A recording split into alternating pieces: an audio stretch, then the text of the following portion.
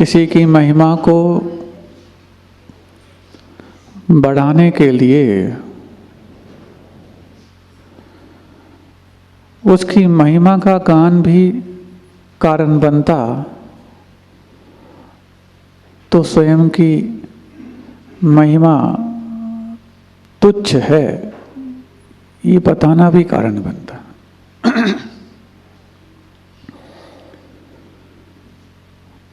महिमा का गान यदि भक्ति के रूप में हो तो भक्ति मात्र उनकी गुणगान करने से होती हो ये तो संभव है ही, लेकिन अपनी आलोचना के माध्यम से भी भक्ति की जाती है। मेरे अवगुण न चितारो, प्रभु अपनो विरद निहारो। पहली पंक्ति में कह दिया कि मेरे पास अवगुण है, इसको आप कहां तक देखोगे। अपनो विरद निहारो,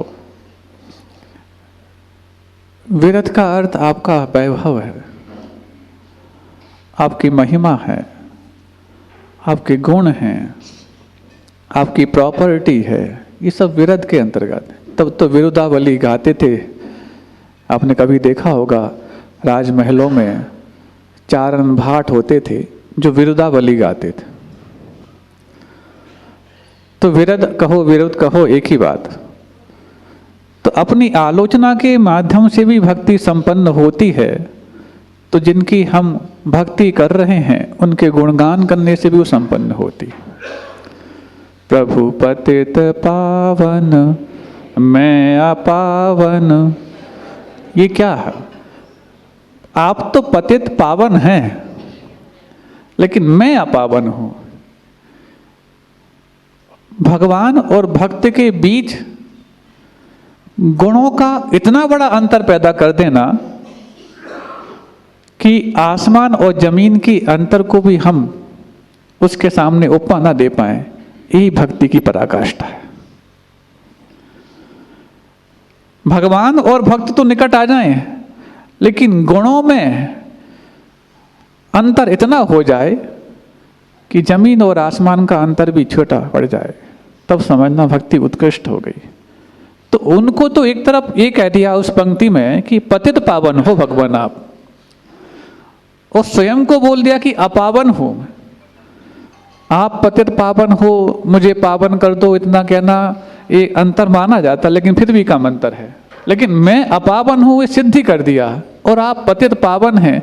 तो अब यदि कोई जीरो पर है, एक को इतना ऊंचा उठा दिया और ये स्वयं जीरो पर रहे तो अंतर तो होगा, लेकिन खुद को इतना नीचा गिरा दिया कि अंतर बढ़ जाए, इसी का नाम विशेष भक्ति मानी जाती है। और जब इन भक्तों के माध्यम से भक्ति की बात आती तो भक्त वक्त वक्त पर अपने आप को लघुतम सिद्ध करने का प्रयास तो करते, लेकिन लघुतम होना और प्रभु को महानतम बनाना, इससे काम बनता तो बनता, लेकिन उनके महान होने का परिचय निराधार नहीं आधार सहित देना, ये भी उस भक्ति में लाजमी होता। भक्ति वशात तो किसी नेता को भी अरे आपका तो कहना ही क्या, आप तो ऐसा और वैसा और ऐसा, क्यों? उस समय काम निकालना है।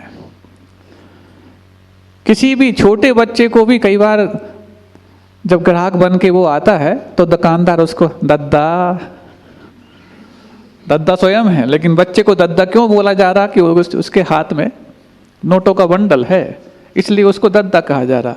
तो ये निराधार है, लेकिन जब आधार सहित उस बात को कहा जाता है तभी जाकर के भक्ति में वो विशुद्धि पैदा करता है। गुणानुरागो भक्ति, गुणों के प्रति अनुराग, इसी का नाम भक्ति है। लेकिन अनुराग तो तब जब गुणों का अनुमान ठीक लगाया गया हो। अनुपम है गुण मान लिया, लेकिन आपका अनुमान उस अनुपम गुण को पूरा पहचान पाया है, ये प्राप्त करना इतना आसान नहीं। और ऐसे में जब हमारे जीवन में उन गुणों के प्रति बहुमान बढ़ता है, तो गुणों को प्राप्त करने के लिए हमें कहीं भी बैठना पड़े हम बैठ जाते हैं, जहाँ से दिखें हम वहाँ देखने लग जाते हैं। बीच में व्यवधान भी आए तो चर्चा के बजाय चुपचाप भाग पे अपनी व्यवस्था कर लेते हैं। ये भी भक्ति मानी जाती है। जब भक्ति का प्रसंग सुन ही रहे हैं तो ये सब बातों को भी आत्मसात करना चाहिए। जब मान को ही समाप्त करने का नाम भक्ति है तो फिर मान देना सीखें, मान पाना नहीं। ऐसा ही वो प्रसंग जब वादिराज मुनिराज के जीवन में घटित हो रहा है तो मान की बात आई कि मानस्तंभ समूह शरण के चारों दिशाओं में पाए जाते हैं और चारों दिशाओं से प्रभु के भक्त अपने मान को खंडित करने के लिए वहां पहुंचते। तो जब पहुंचते हैं तो उनकी क्या दशा होती है और क्यों होती है, उसको आधार सहित बताना आज के कार्यक्रम में उनको लाजमी बैठा है। पाषाणात्मा तदितर समः केवलम रत्न मूर्ति,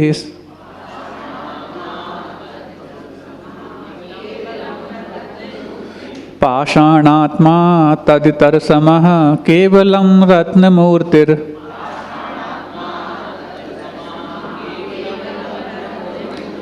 मानस्तंभो भवति च परस्तादृशो रत्नवर्गः,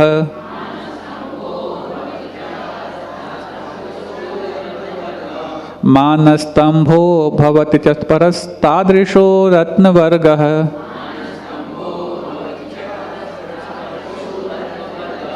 दृष्टिप्राप्तो हरति च कथं मानरोगं नराणाम्,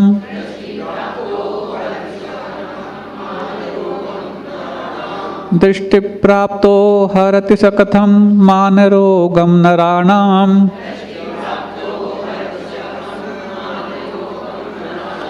प्रत्यासत्तिर्यदि प्रत्यासत्तिर्यदि च भव तस् प्रत्यासत्तिर्यदि न भवतस्तस्य तच्छक्ति हेतुः,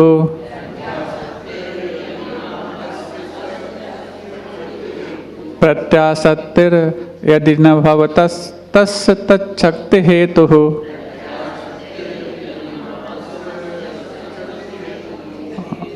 एक अक्षर भी यदि यहाँ से यहाँ होता है तो आपके मुख में वो बाधा उत्पन्न करने लग जाता है, तो तुरंत समझ में आ जाता है कि कहीं ना कहीं कोई चूक हो रही है। यही तो भारतीय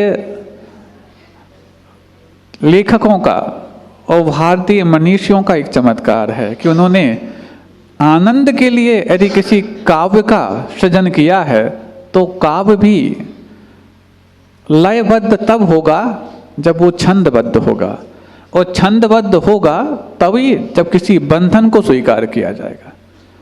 नहीं है तो फिर पाश्चात्य काव्य कुछ भी कहते जाओ, कुछ भी जोड़ते जाओ, बस आगे पीछे जोड़ दो, उनका बन जाता है, चाहे पॉप हो चाहे कोई भी हो। लेकिन यहाँ पर नहीं है, पॉप म्यूजिक नहीं, यहाँ पर तो टॉप म्यूजिक है। और जब टॉप म्यूजिक होता है तो एक अक्षर भी यहाँ से वहाँ होता है तो वहाँ पर आपको वही दोबारा पढ़ो उसको, ये बोल देता है। पाषाणात्मा तदितर समः केवलम रत्नमूर्तिर, मानस्तंभो भवति च परस्तादृशो रत्नवर्गः, दृष्टिप्राप्तो हरति स कथं मानरोगं नराणां, प्रत्यासत्तिर यदि न भवतस्तस्य शक्ति हेतुः।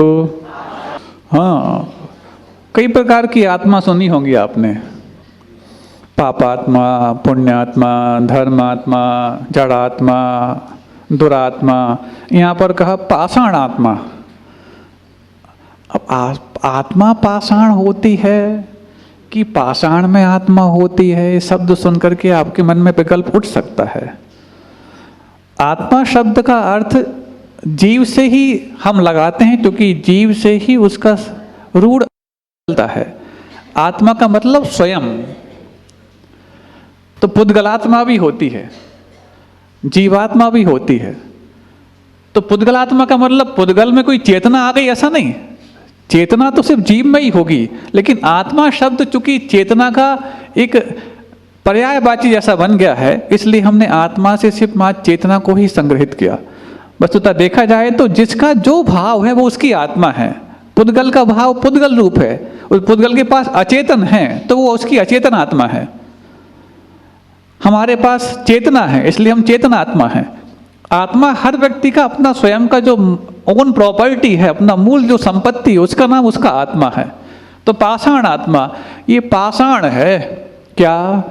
तदितर समा, ये जो पत्थर है ये पाषाण अन्य जगह भी मिलते हैं। इतर समा, दूसरे पत्थरों जैसा है। कौन सा पत्थर? मानस स्तंभ। ये मानस स्तंभ जो है वो पाषाण से निर्मित है। और यदि ये कहो कि सामान्य पाषाण नहीं है, रत्नों का है, तो फिर रत्नों के होने मात्र से उसको हम विशेष मान लें, ऐसा तो नहीं। इसलिए कहा जा रहा पाषाण आत्मा तथा, कि वो रत्न भी तो पत्थर ही तो हैं।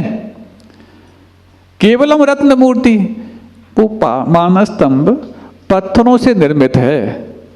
ठीक है, वो रत्नों से निर्मित है, लेकिन रत्न भी तो बोलते ना, स्टोन, प्रेसियस स्टोन, मूल्यवान पत्थर का नाम रत्न है। इंग्लिश में तो उसको स्टोन ही बोला जाता है। आप इस सामान्य पत्थर को भी इंग्लिश में बोलोगे तो स्टोन बोलोगे, रत्नों को भी स्टोन बोलते हो। बस एक प्रेसियस है और एक अनप्रेसियस है, नॉन प्रेसियस है, बस इतना ही है। एक मूल्यवान है और एक इतने मूल्यवान नहीं है। अब पाषाण से निर्मित हुआ जो मानस स्तंभ है, केवलम रत्न मूर्ति, केवल रत्न होने मात्र से वो ज्यादा महान हो जाता है, ऐसा तो नहीं। क्यों? तद इतर समा, ये रत्न तो दूसरी जगह भी पाए जाते हैं। पत्थर का बोलो तो पत्थर भी दूसरी जगह पाए जाते हैं, और ये बोलो कि रत्नों से निर्मित तो रत्न के दूसरी जगह नहीं पाए जाते। लेकिन रत्न मात्र होने से परस्तादिशो रत्न वर्गा, और दूसरी जगह भी रत्न देखने को मिलते हैं, रत्नों के समूह देखने को मिलते हैं। जौहरी के पास तो रत्नों का भंडार होता है। तो फिर क्या? दृष्टि प्राप्तो हरति सकथम मान रोगम नराणाम, ये देखने मात्र से ही दूसरों के मान रूपी रोग को हरता है। मान स्तंभ क्या करता? मान को स्तंभित कर देता, मान को शमन कर देता। ये पाषाण का होने से मान का शमन करता हो, हमें तो समझ में नहीं आता। पत्थर तो और जगह भी हैं। रत्नों का होने से मान का शमन करता हो, रत्न तो बहुत हैं, वो तो मान बढ़ाने के कारण बनते हैं। तो फिर क्यों करता? दृष्टि प्राप्तो हरति सकथम मान रोगम दराम, मान रूपी रोग। बाकी रोग तो ठीक है, कुष्ठ रोग और ये रोग और वे रोग तो ठीक है। मान रूपी रोग को हरण करने में यदि उसका पाषाण कारण बनता हो तो पाषाण दुनिया में सब जगह पाया जाता। रत्नों से निर्मित है, रत्न कारण बनते हो तो रत्न दूसरी जगह भी पाए जाते, लेकिन कारण तो कुछ और है। दृष्टि प्राप्त तो दूसरी जगह भी सब देखे जाते हैं ये सब चीजें। तो प्रत्यासत्य यदि न भवतः तत्शक्ति हेतु कथम सहरति, यदि आपकी प्रत्याशक्ति, आपकी समीपता, आपकी निकटता यदि उस मानस स्तंभ को प्राप्त नहीं होती तो बताओ उसमें ऐसी शक्ति कैसे आती कि दूसरों के मान रूपी रोग को वो हर सकते। भगवान आपका निकटता है, आपकी समीपता है, इसी कारण से उस पाषाण में भी वो शक्ति आ गई कि पाषाण हृदय लोगों को भी वो पानी पानी कर सकता है। मानी व्यक्ति कौन होता? कठोर होता। अरे पत्थर दिल है, ये तो झुकता ही नहीं। अब उस पत्थर दिल को भी पत्थर ठीक ठाक कर रहा है, तो पत्थर मार के नहीं, इस पत्थर दिल वाले को ही पत्थर में भी पत्थर मानना नहीं, परमात्मा मानना आ रहा है, इसलिए उसके मान को वो ठीक कर रहा है। इसलिए प्रत्याशक्ति यदि न भवतः तत्शक्ति हेतु, तत्शक्ति हेतु, तो तत् और शक्ति था तो ता का वहां पर श होने से चा हो गया, और चा होने से यहाँ पर वो छा हो गया, तत्शक्ति हेतु हो गया। जगत शांति कराए बोलते ना, जगत शांति कराए है, संधि होने से ता के योग में वहां पर वो श जो छा हो जाता है, और छा होने के कारण ये वापस लौट के ता च हो जाता है। ऐसा वो संधि का नियम है। जगत शांति कराए श्री शांतिनाथाय नमः। हाँ, शांति कराए का मतलब कोई शांति का मतलब वो शांति नहीं जो उसको क्षमा बोलते हैं, शांति शब्द है वो शांति का संधि होने से इच्छा हो जाता है। तो ऐसे यहाँ तत्शक्ति हेतु, तत्शक्ति हेतु, संधि विच्छेद करेंगे तो क्या निकलेगा? तत्शक्ति हेतु। उस पाषाण में ये शक्ति का हेतु और कोई नहीं भगवान, आपकी समीपता है, आपके पास वो, या आप उसमें बिंब के रूप में भी विराजमान हैं, तो उसमें ऐसी शक्ति आ गई कि वो पाषाण भी पाषाण दिल को पानी पानी करने में कारण बन गया। और जब मान रूपी रोग ठीक हो जाते हैं उससे, क्योंकि मनुष्य के पास सबसे बड़ा रोग क्या? बाकी रोग तो फिर भी, लेकिन ये तो पर्यायगत रोग है। प्रत्येक चारों पर्यायों में, चाहे मनुष्य हो, त्रियंच हो, नारकी हो अथवा देव हो, इनमें एक एक कषाय तो प्रमुखता से पाई जाती है। देवों में लोभ प्रमुखता से है। लोग सोच सकते हैं देवों में लोभ क्यों? उनके पास तो अटूट संपदा होती है। ये संपदा ही तो लोभ ज्यादा कराती है। लाभात लोभ प्रजायित, लाभ से ही लोभ पैदा होता है। दूसरा, त्रियंचों में माया। महाराज वो तो बहुत सीधे साधे होते हैं, लगते नहीं कि मायाचारी। अरे उनके पास इतनी मायाचारी होती क्योंकि उनको अपनी सुरक्षा का जो भय होता है, वो सुरक्षा का भय ही उनको मायाचारी कराता रहता है। आपने भोजन डाल भी दिया गाय को तो आंखें घुमाती रहेगी, कोई आ तो नहीं रहा, कोई आ तो नहीं रहा। बिल्ली टपक के ऐसे दूध पीती है जैसे कोई देख ना रहा हो। ये क्या है? मायाचारी है, शुद्ध मायाचारी। ये माया कषाय के माध्यम से ही उसको त्रियंच पर्याय मिली, उसका प्रभाव उसकी माया चारी पने देखने को मिल रहा है। क्रोध की अति होने पर ही नार की पर्याय मिली, और नरकों में क्रोध अधिकतम पाया जाता है। ये त्रियंच और नारकी और देवों में है। संतोष गुण के माध्यम से देव पर्याय मिली, लेकिन वहां लोभ पाया जाता है। और मृदुता के माध्यम से मनुष्य पर्याय मिली, लेकिन यहां पर मान पाया जाता है। ये दो गतियां जो हैं, त्रियंच गति और नरक गति, इसमें जिस कारण से मिलती हैं वो पर्याय में वो प्रभाव देखने को मिलता है। और मनुष्य गति और देव गति ऐसी हैं, विपरीत कारण से मिलती हैं, वो प्रभाव विपरीत देखने को मिलता है। संतोष धारण करोगे तो देव पर्याय मिलेगी, लेकिन वहां पर लोभ की पारी आएगी आपकी परीक्षा लेने के लिए। मृदुता विनय करोगे तो फिर तुम्हें मनुष्य पर्याय मिलेगी, लेकिन परीक्षा लेने आपकी मान बार बार उखड़ करके आएगा। अहिंसा परमो धर्म की।